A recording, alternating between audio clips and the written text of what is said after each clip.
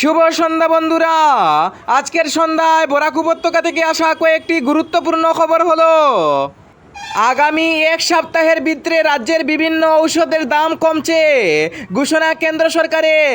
বিশেষ করে ভারতের ফাইন্যান্স মিনিস্টার অর্থাৎ অর্থমন্ত্রী নির্মলা সীতারমন গত সপ্তাহে একটি প্রেস কনফারেন্সে সরাসরি জানিয়ে দিয়েছেন যে ভারতের একাধিক পণ্য থেকে জিএসটি কর চাপানো ও হাঁটানো হচ্ছে। ঘোষণা করেছেন কেন্দ্রীয় মন্ত্রী অর্থাৎ ভারতের ফাইন্যান্স মিনিস্টার অর্থমন্ত্রী নির্মলা সীতারমন জানিয়েছেন যে ভারতের ঔষধের দামও কমছে, যে ঔষধ ভারতের বিভিন্ন মানুষের কাছে ক্ষতিকর এবং মানুষরা কিনতে ও বিভ্রান্তির শিকার হন, সেই সকল ঔষধের দামগুলো কমিয়ে দেওয়া হয়েছে বলে ঘোষণা করেছেন ভারতের অর্থমন্ত্রী নির্মলা সীতারমন।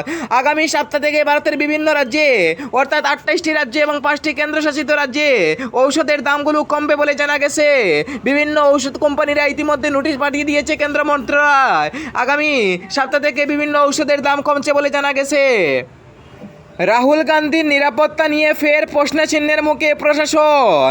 বিশেষ করে গতকাল রাহুল গান্ধী তিনি পাঞ্জাবের বন্যা পীড়িতদের সাথে দেখা করতে গিয়েছেন, কিন্তু একাধিক স্থানে প্রশাসন যেতে দিয়েছে না রাহুল গান্ধীকে। রাহুল গান্ধীকে একাধিক স্থানে যাওয়া নিষিদ্ধ করেছে প্রশাসন, কারণ রাহুল গান্ধীর সুরক্ষা নিয়ে প্রশ্ন চিহ্ন হয়েছে। বিশেষ করে রাহুল গান্ধী ও প্রশাসনের দিকে প্রশ্ন তুলেছে, যদি আপনারা আমার সুরক্ষা দিতে পারেন না তাহলে আপনারা কেন প্রশাসন বসে রয়েছেন।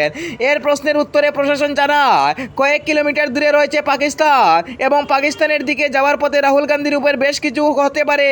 তা নিয়ে প্রশাসন জানিয়েছে যে রাহুল গান্ধীর সুরক্ষার জন্য এই রকমের চিন্তা ভাবনা করেছে প্রশাসন, এবং প্রশাসনকেও পাল্টা তুপ জাগিয়েছেন ভারতের জাতীয় কংগ্রেসের নেতা রাহুল গান্ধী।